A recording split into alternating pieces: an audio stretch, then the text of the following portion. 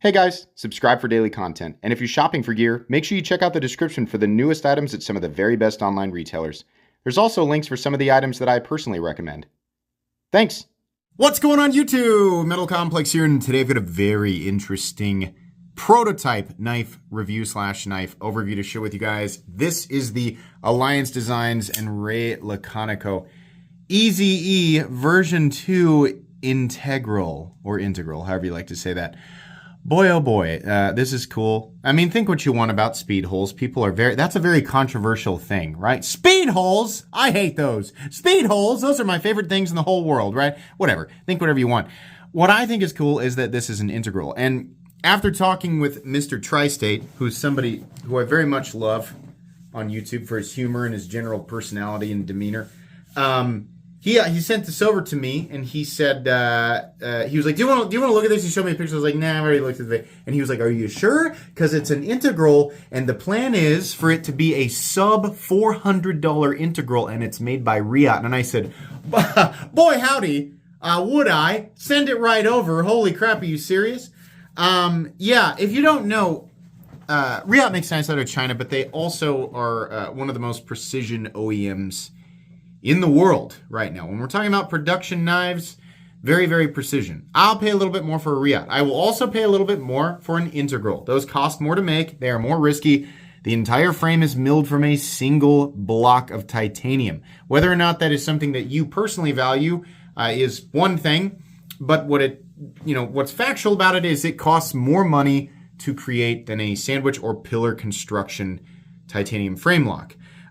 Which is why we generally do not see them, even when they are manufactured in China. The reason we generally do not see them under $400. So, as far as I understand, this knife is planned to hit the Alliance Designs website, or the pre-order for it or something is planned to hit it sometime in early 2023. So I'll link it down there. It might be available by the time you're watching this video, right? And the plan is also for it to drop with a sub $400 price tag. The reason I'm saying all this at the beginning is because they have not officially dropped the price, right? So I'm hoping that this is all accurate. I trust Tri-State.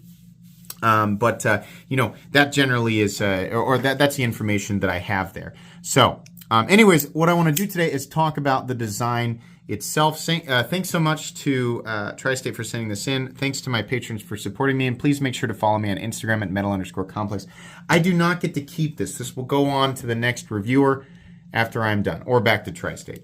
Let's go ahead and get a measurement of this knife. Overall length is coming in at about 7.65 inches overall. Blade length is 3 1/4. Cutting edge is about 2.85. How about some size comparisons up against the Ontario Rat Model 1 and the Ontario Rat Model 2. This knife is kind of in between. It does have a lot of presence, though. I'm honestly surprised. I thought it was at least 7 3/4 inches. Real close, right? But it definitely does feel like a full-size knife. A lot of that is just the heft of the handle and the solidity of the thing, which is very nice. It's something that comes with all integral knives when they are titanium. It's just a little bit of extra beef. Let's go ahead and put it up against the Spyderco PM2 and the Spyderco Para 3. There you go. Let's go ahead and put it up against the Demco 80 20.5. Very similar overall length to the Demco 80 20.5. And aside from the straight arrow right here, the ergonomic or the finger positions are similar also. Something to take note of. And then finally, let's put it up against the Benchmade Griptilianer, in this case the Ritter Hogue, and the Benchmade Bug Out. It's very close to the same overall length as the Benchmade Bug Out. How is the action on this knife? This knife has clearly been, kind of carried and used and just enjoyed by probably Tri-State and some other people. The action is very good. It very much is Riot-esque. The surprisingly, that is really surprising, because these types of flipper tabs, when they're shaped like this and they're so low, leave almost no room for the detent ball to get up onto the face of the blade by the time that flipper tab reaches your thumb. But you can see right there where it's stopping. That's the detent ball climbing up to the face of the blade, and there's just enough room to get your finger under that flipper tab if you like to close the knife like this. I would rather just do this because there's a large forward choil area, and I'm catching actually the sharpening choil. Either way, it's fine. The lock bar it's a fairly narrow area. Now, I've carved it off on either side, but I'll point out that the lock bar tension is pretty heavy. It's a pretty small relief cut, and this is kind of narrow, and it's not a sharp edge right here, but it just feels stiff, right? So disengaging it is slightly uncomfortable. The flipper tab is a little pokey, right? But if you light switch it, you're good to go. Boy, it really, really fires out hard. Definitely. That is the part of this that is super satisfying, is the actual liftoff. The thing absolutely fires, and it feels good. It's very well tuned, right? So just be aware of that. There might be a couple of changes. I think the only thing that is listed on the card that Tri-State sent in with me is that they said subtle changes, or he said subtle changes being made before initial drop, like fixing the choil area, right? I'm going to guess that this is kind of an ugly area, right? So that's probably maybe what he's referring to. Maybe not. I don't know, right? We'll talk more about that here in a second. But yeah, the flipping action is very nice. Disengagement is, it's a little stiff and a little uncomfortable. Let's do carry profile thickness up against the Spyderco Pair 3. It's really not all that thick. About the same. Length and height up against the PM2 and Pair 3. This has a very Ray Laconico-esque profile, and by that I mean very straight, right? So the nice thing about that is they usually are nice and easy and compact in terms of carry, right? So lengthwise, we're looking at an overall body length of just slightly longer than the Spyderco Pair 3. Nowhere near as tall, even including that flipper tab. Definitely smaller all the way around than the Spyderco PM2. Weight. Let's take a look at the inside here real quick. Usually it's kind of difficult to mill an integral frame lock for obvious reasons, but these speed holes serve as slight weight reduction, right? Call them speed holes jokingly, right? So you can multiple skinny cigars, if you want to cut them, then you can use it for that. I'm kidding. Don't do that. I honestly have no idea if that would work. I guess you could call that slight weight reduction. The actual weight, though, I mean, it's usually the case with integral knives that are a little bit butt heavy, and that is absolutely the case with this one. It's a little bit, the balance is a little bit back here, but you get that feeling of heft. And I know you guys know what I'm talking about. Sometimes there's this inexplicable and silly sort of internal definition of quality that is associated with a knife that has heft. Ah, yes, it's solid, right? It's very solid. I can feel it, right? So it's solid, so it's quality, right? Whatever, that's how we do that. 4.69 ounces, obviously nowhere near that ratio that we look for some reason. The whole ounce, an ounce of weight for an inch of blade.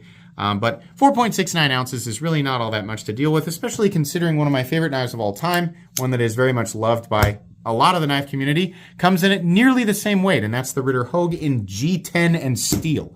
Given that knife's a little bit longer, right, but not bad. Let's go ahead and do a hardware check. I'll get out my tools as per usual. My tools are very, very inexpensive and very recommendable. You can find them right down in the section of my description that talks about the tools I use on this channel.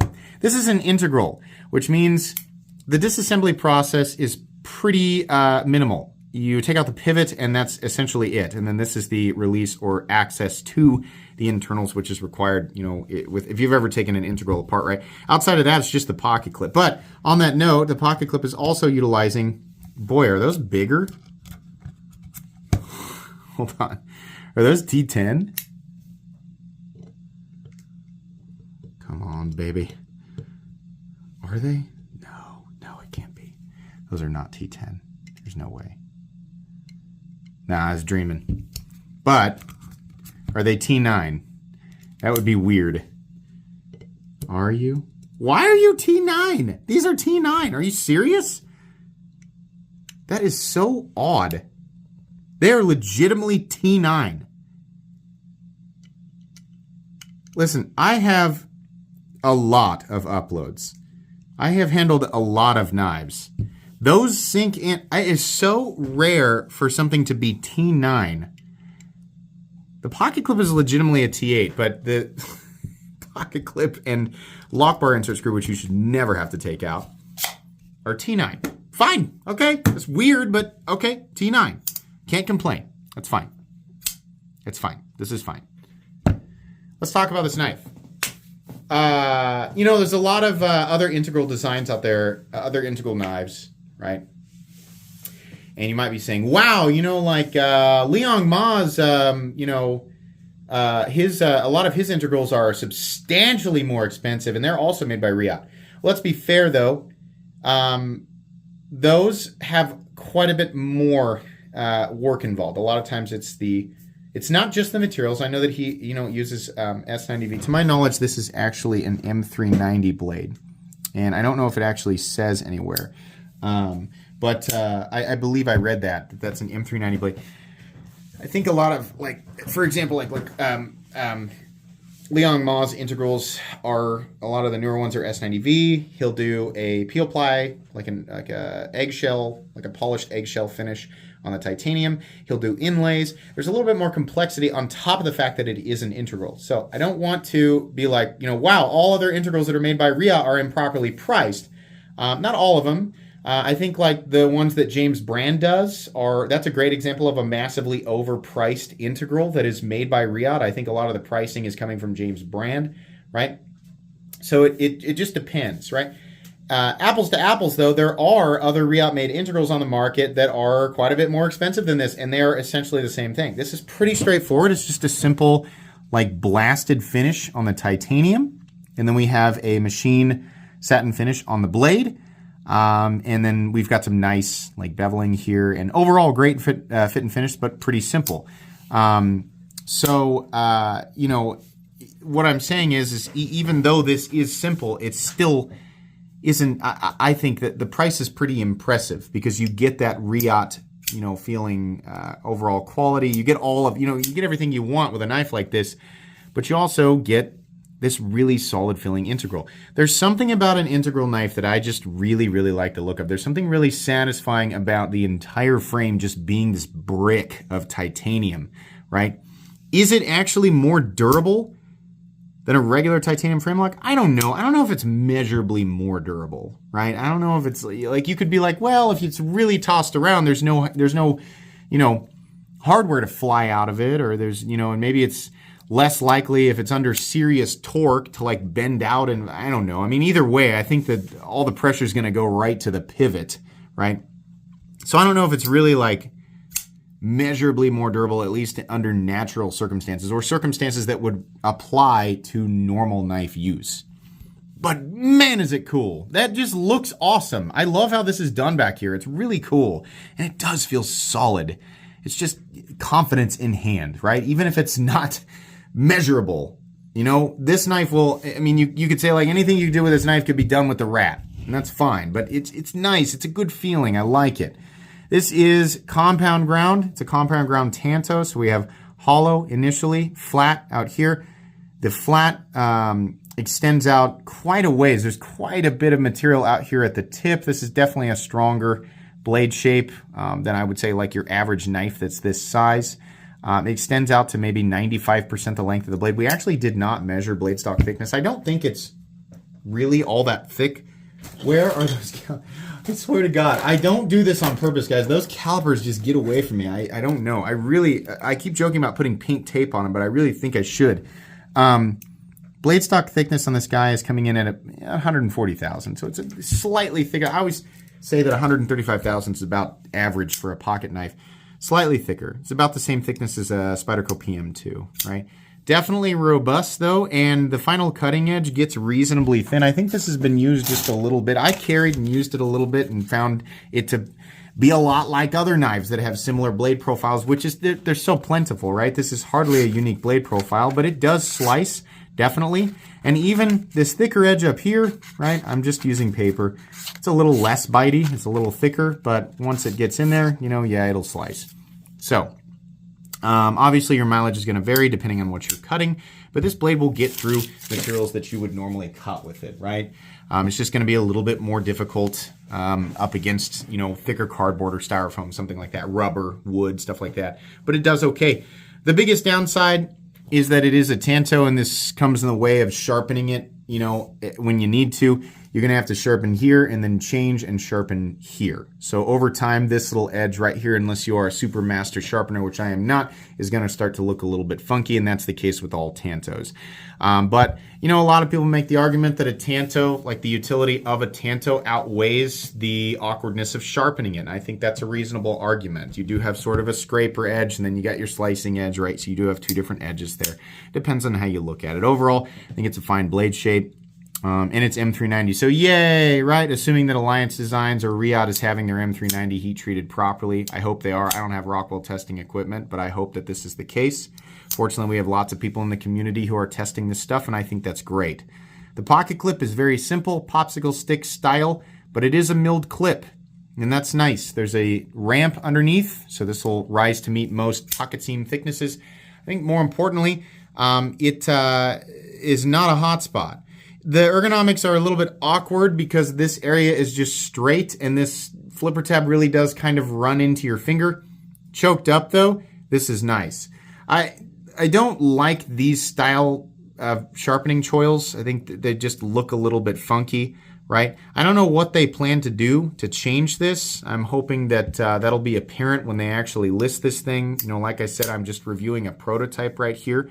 I would like the flipper tab to be a little bit less pointy, and honestly, I know that Ray Laconico has his own design language, but I think I would appreciate more of a distinct cutout here, even if it is subtle, so that your finger can sink a little bit underneath right here and lock in just a little bit better. I don't think that that would take away from the general look, right? I think it would make the knife overall a little bit more comfortable, but I gotta admit, truthfully, it's decent.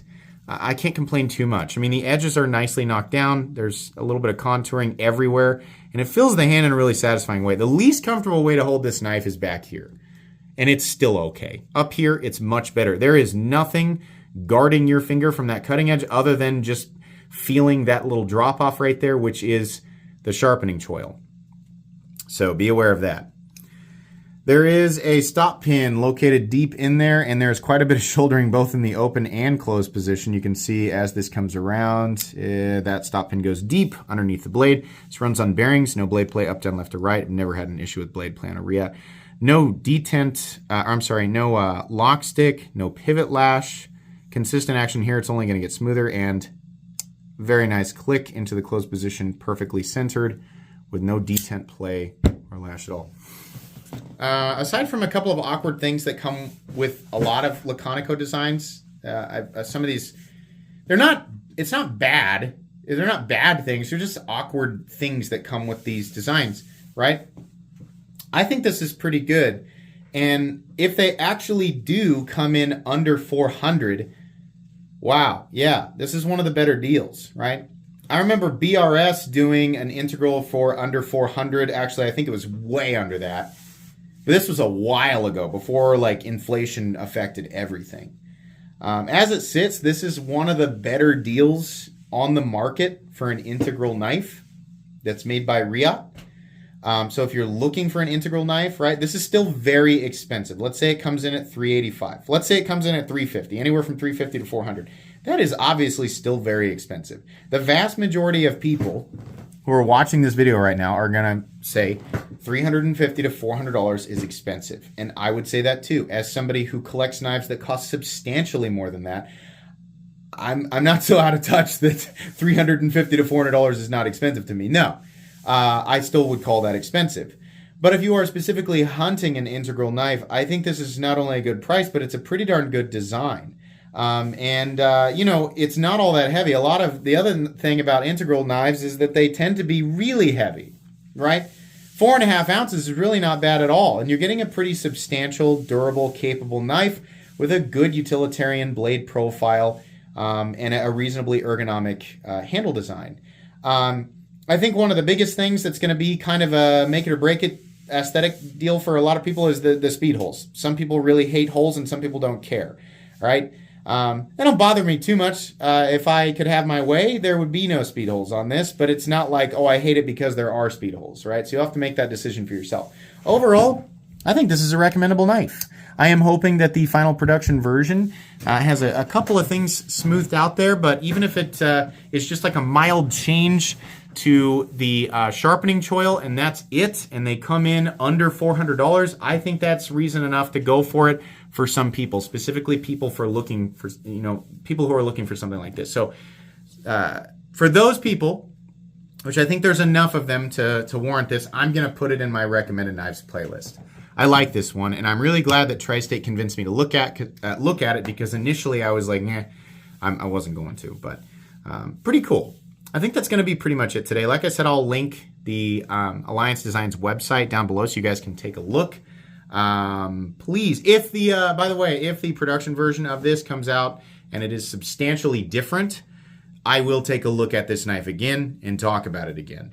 But for now, this is going to be it. Please make sure to follow me on Instagram at metal_complex. If you enjoyed this video, leave a like. If you'd like to check out my other content, I do, of course, have lots of videos of knives that are either expensive or inexpensive that I do or don't like, so check those out. And if you enjoy all my content, go ahead and click on that Metal Complex logo right there and subscribe, because there's definitely more coming. Thanks again for watching, everybody, and have a great day.